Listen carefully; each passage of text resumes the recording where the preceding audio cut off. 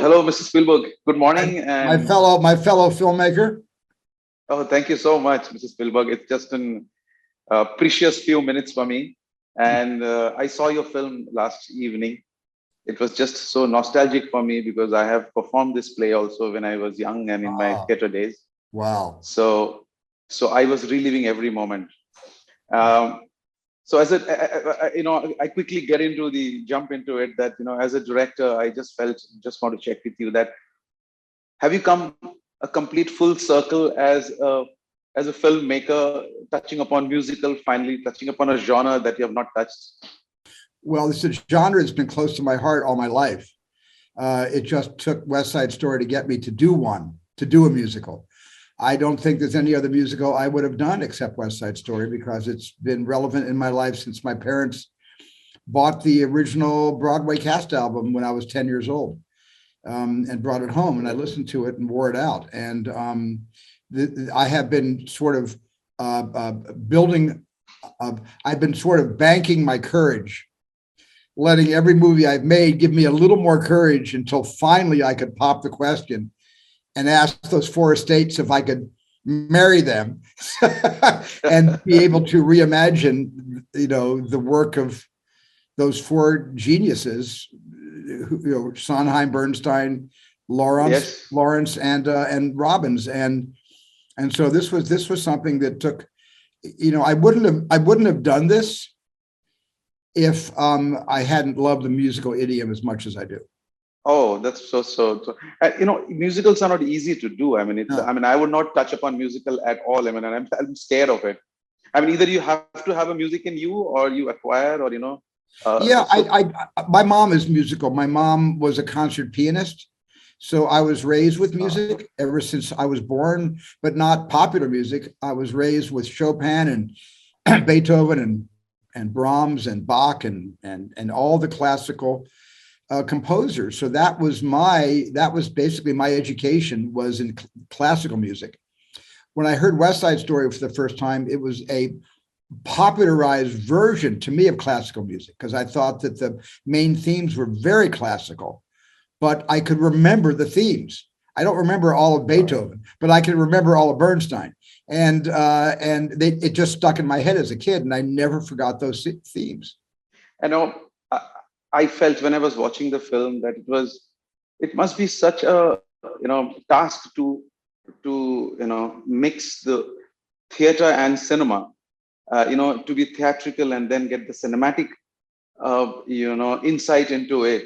It must be, and the way you have put it, and it's a really a big scale production. It felt like in this New York City.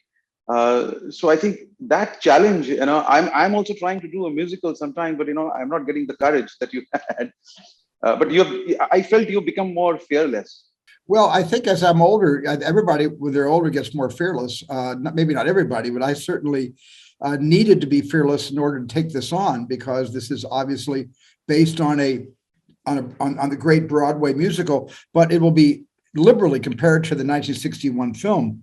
Both the 61 film and the Broadway musical both owe a huge debt of gratitude to William Shakespeare and Romeo and Juliet.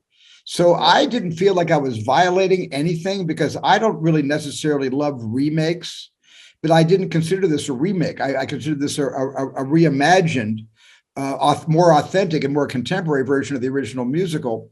And it also what gave me courage was that this musical, West Side Story, which is arguably the greatest American musical, and I think Porgy and Bess is the greatest American opera ever written for the American stage. But I think this musical has been performed thousands of times in community theater, in high schools, in colleges, in revivals all over the world, in New York, Los Angeles, in Tokyo, as recently as a year and a half ago. And I felt that because it is so liberally reproduced again and again, every new cast brings a different interpretation. They may say the same lines because they're by contract forced to say the same lines that was originally written in the 1950s, but they're able to interpret those lines in a new modern way. and just based on how many times Romeo and Juliet has been a film, how many times can you Right. count that that's been a film? I didn't feel like I was violating the great classic that the original West Side Story film was by telling this 2021 version of a 1957 story.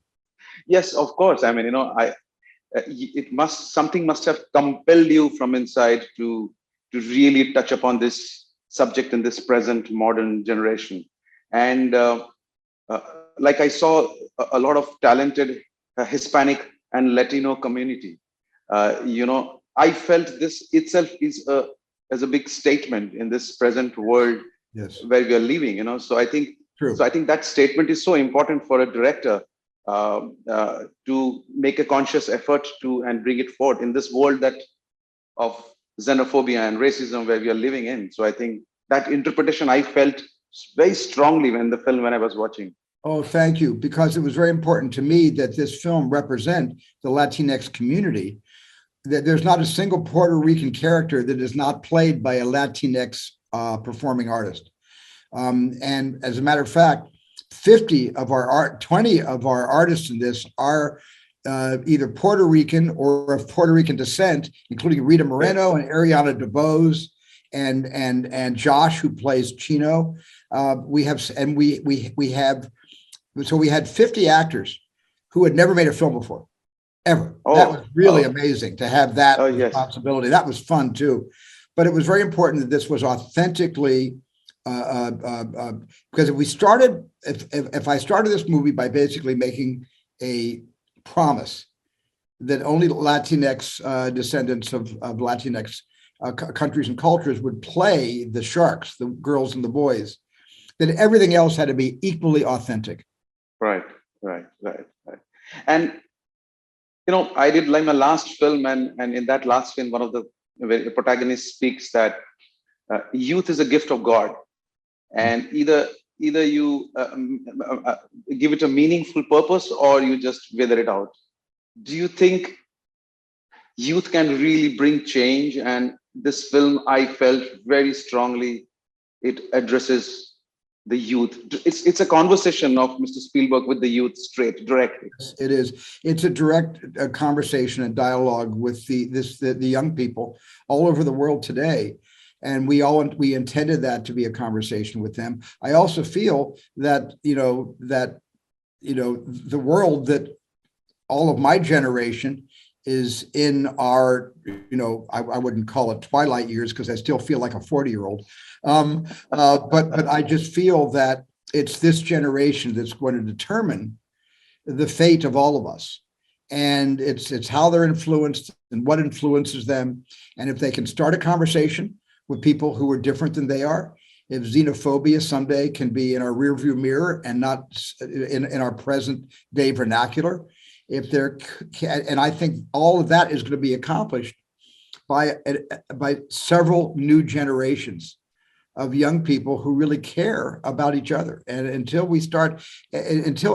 empathy continues to die, then everything dies along with it, including democracy.